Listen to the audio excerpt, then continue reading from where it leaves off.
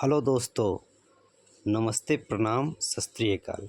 स्वागत है आपका अपने यूट्यूब चैनल दीपक न्यूज़ एनालिसिस पर। जी हाँ दोस्तों, जैसा कि आप देख रहे हैं, आज हम एनालिसिस करने वाले हैं कश्मीर के इतिहास का। कश्मीर का इतिहास एक अनोखी दास्तान। अनोखी इसलिए दोस्तों कि धरती के स्वर्ग कहे जाने वाले कश्मीर का कभी विवादों से पीछा नहीं छूटा। चाहे वो प्राचीन इतिहास का बात करें या मध्यकालीन इतिहास का या आधुनिक इतिहास का या वर्तमान समय का। चलिए दोस्तों, एक बार कश्मीर का पर्यटन स्थल को देखते हैं, उसके बाद इसके इतिहास को जानेंगे। लेकिन इससे पहले जो भी इस चैनल पे नए हैं, इस चैनल को सब्सक्राइब कर दें, लाइक करें और ज़्यादा से ज़्यादा शेयर करें, ताकि आने वाले समय में ज़्यादा से ज़्यादा एनालिसिस आपको देखने के लिए मिले। आइए वीडियो को शुरू करते हैं। कश्मीर का इतिहास एक अनोखी दास्तान। आप देख सकते हैं दोस्तों, ये दच्चीग्राम नेशनल पार्क है जो कश्मीर में स्थित है। ये पुलवामा शहर, जहां आप देख सकते हैं कि टावर चौक का नज़ारा, पुलवामा के टावर चौक का, जहां बर्फ़बारी हो रही है, एक बहुत ही खूबसूरत नज़ारा है ये गुलमर्ग, जो कश्मीर का वास्तविक स्वर्ग कहा जाता है। कश्मीर के एक शॉप का ये इमेज है, जिसके बाहर बाढ़ का पानी भरा हुआ है। आप देख सकते हैं ये कश्मीर का नज़ारा। ये श्रीनगर का कुछ नज़ारा है। आइए दोस्तों, अब इसके इतिहास पे एक नज़र डालें।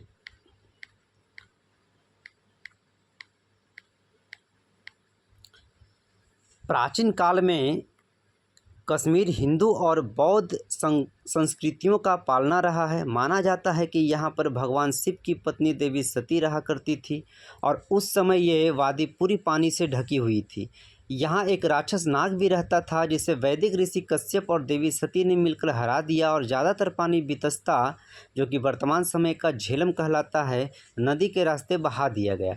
इस तरह इस जगह का नाम सतीसर से कश्मीर पड़ा। इससे अधिक तर्कसंगत प्रसंग यह है कि इसका वास्तविक नाम कश्यपमर अथवा कछुओं की झील था। इसी से कश्मीर नाम निकला।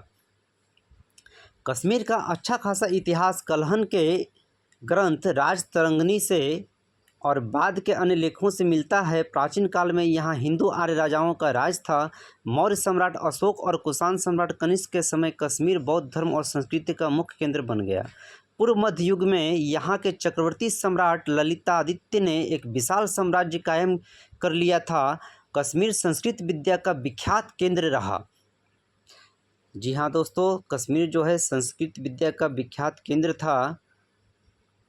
ये आप देख सकते हैं, इसमें कश्मीर की झेलम घाटी का नज़ारा, ये झेलम नदी और उसके इर्द गिर्द का क्षेत्र, बहुत ही खूबसूरत नज़ारा है ये।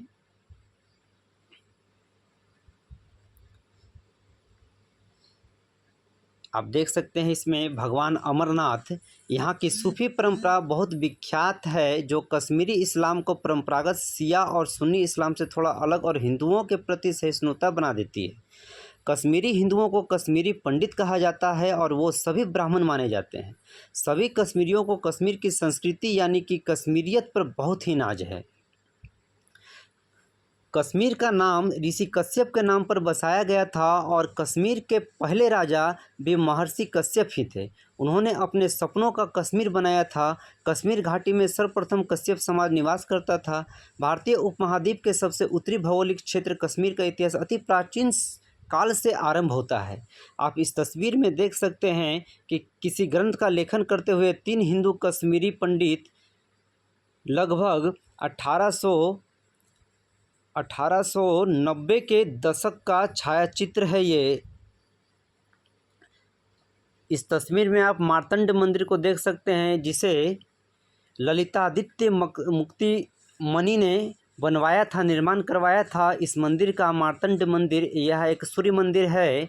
अगर कश्मीर में राज्य वंशों का इतिहास पे नज़र डालें तो सबसे पहले यहाँ पे प्रवरसेन, गोपत्री, मेघवाहन, प्रवरसेन द्वितीय, विक्रमादित्य कश्मीर, चंद्रापीड, तारापीड, ललितादित्य, जयपीड, अवंती वर्मन आदि राजाओं का जिक्र मिलता है। कश्मीर के मध्यकालीन इतिहास का अगर जिक्र करें तो जैनुल आबदीन का नाम आता है, जो एक तुर्क शासक था। सन 1589 में यहाँ मुग़ल का राज हुआ। मुग़ल में अकबर ने कश्मीर को अपने राज में मिला लिया था जैनुल आबदीन के ही समय में। जैनुल आबदीन को कश्मीर का अकबर भी कहा जाता था। यह अकबर का शासनकाल था। मुग़ल साम्राज्य के विखंडन के बाद यहाँ पठानों का कब्जा हुआ। यह काल यहाँ का काला युग कहलाता है। फिर 1494 में पंजाब के शासक महाराजा रणजीत सिंह द्वारा पठानों की पराजय हुई व सिख साम्राज्य यहाँ पे कायम हुआ। महाराजा रणजीत सिंह पंजाब के राजा थे, बहुत ही प्रख्यात राजा थे महाराजा रणजीत सिंह। आधुनिक काल का इतिहास पे अगर जिक्र नज़र डालें तो अंग्रेज़ों द्वारा सिखों की पराजय 1846 में हुई, जिसका परिणाम था लाहौर संधि। अंग्रेज़ों द्वारा महाराजा गुलाब सिंह को गद्दी दी गई, जो कश्मीर का स्वतंत्र शासक बना। गिलगित एजेंसी अंग्रेज़ राजनैतिक एजेंटों के अधीन क्षेत्र रहा। कर से गिलगित क्षेत्र को बाहर माना जाता था। अंग्रेज़ द्वारा जम्मू और कश्मीर में पुनः एजेंट की नियुक्ति हुई। महाराजा गुलाब सिंह के सबसे बड़े पौत्र महाराजा हरि सिंह 1925 ईस्वी में गद्दी पर बैठे, जिन्होंने 1947 ईस्वी तक शासन किया।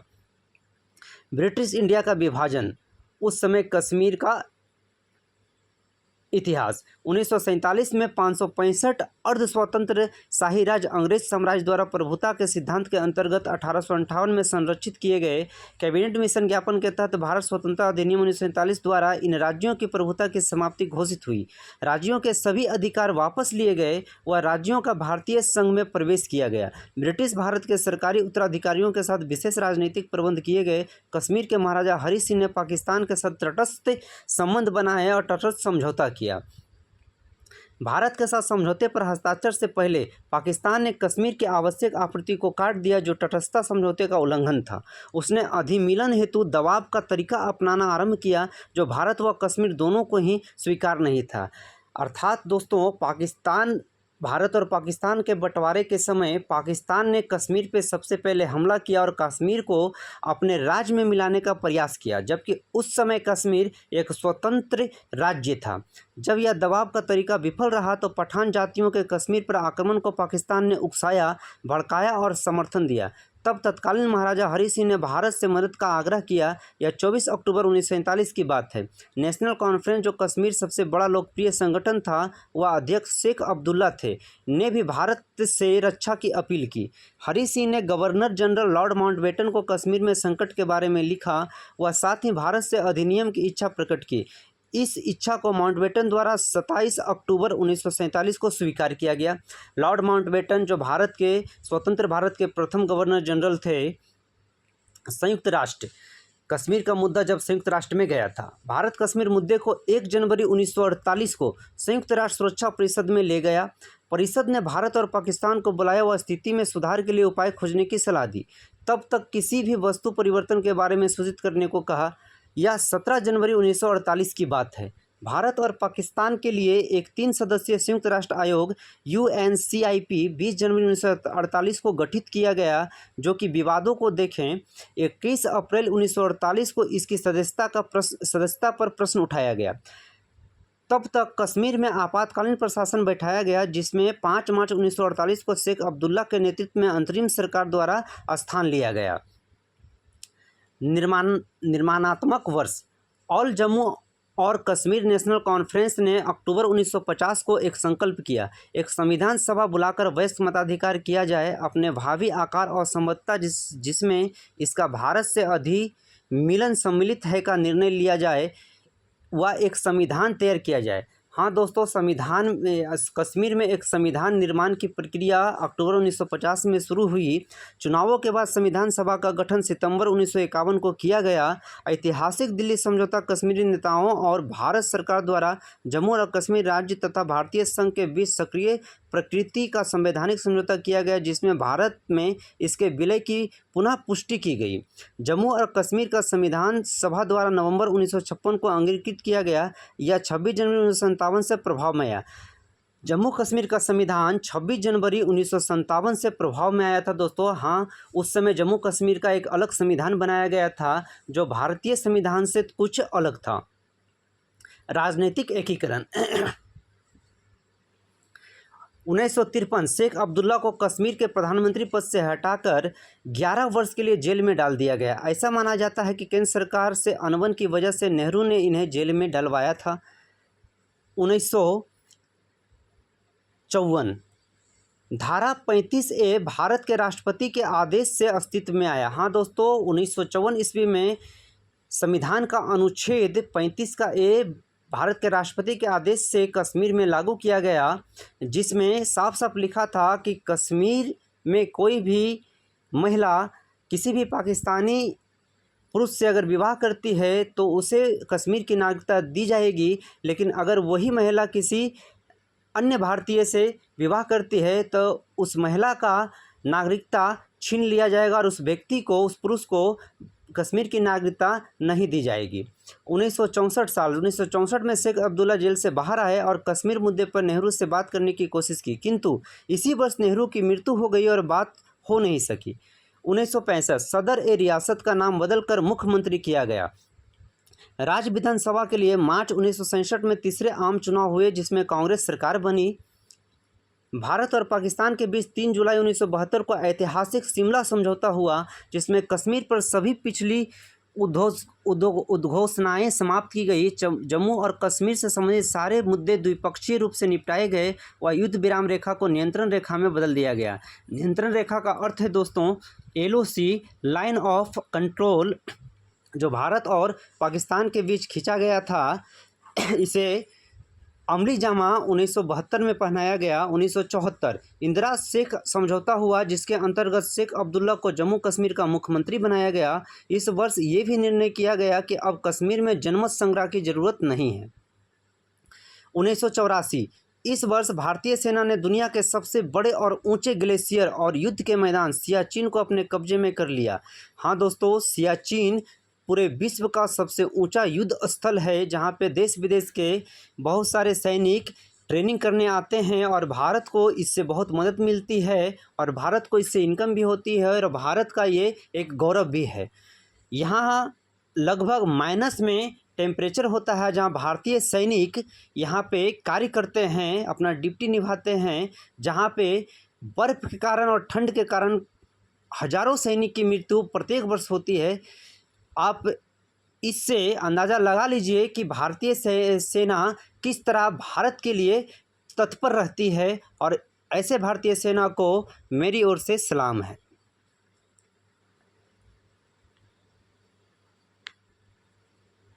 कश्मीरी पंडितों का कश्मीर से जबरन विस्थापन, यही वो मुद्दा है दोस्तों जो आज तक विवादों में रहा है और हमेशा विवादों में पड़ा रहता है। कश्मीरी पंडितों का कश्मीर से जबरन विस्थापन।